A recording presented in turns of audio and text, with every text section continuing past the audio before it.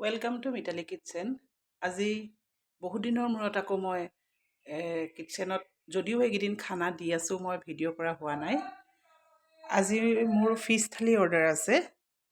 Fish থালি order থকাৰ কাৰণে এতিয়া মই ৰান্ধিবলৈ লৈছোঁ। এয়া মই ভাঙন মাছ আনি লৈছোঁ। এয়া ভাঙন মাছ দেখিছেনে? ভাঙন মাছৰ ফ্ৰাই হ'ব। মানে কাষ্টমাৰৰ কৈছে যে মোক মাছ ফ্ৰাই দিলেও হ'ব।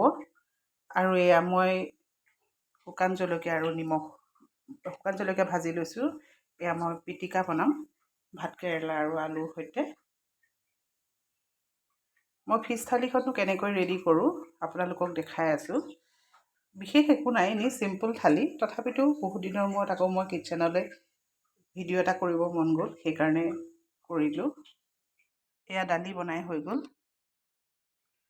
পাঁচফোৰণ আৰু শুকান জলকীয়া দি তেল মাৰিছোঁ। এইখিনি দালি হৈ গ'ল। এয়া মই পিটিকাখিনি বনাবৰ কাৰণে নিমখ আৰু শুকান জলকীয়াখিনি সানি লৈছোঁ। এয়া পিঁয়াজ তেলত দি ভাজি লৈছোঁ। এতিয়া ইয়াত মই ভাতকেৰেলা কেইটা দি ল'ম।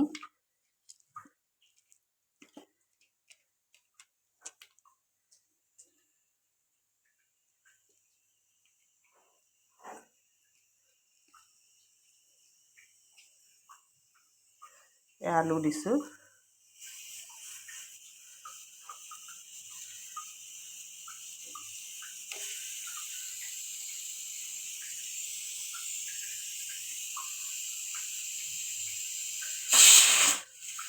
এয়া মোৰ ভাতৰ চিটিও মাৰিলে।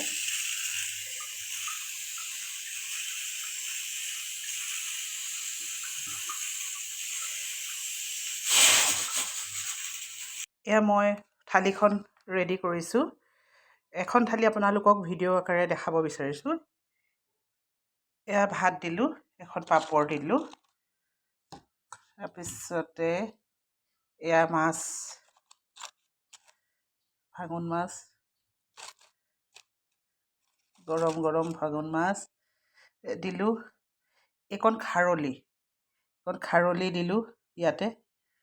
তাৰপিছতে তিয়ঁহ দুপিচ ইয়াতে দি দিছোঁ।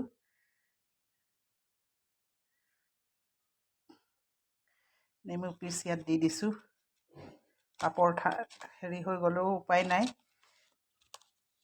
ইয়াতে দি দিওঁ নেমু পিচ, তেতিয়া ভাল হ'ব। আৰু এয়া মই ভাতকেৰেলা আলু পিটিকা বনাইছিলোঁ।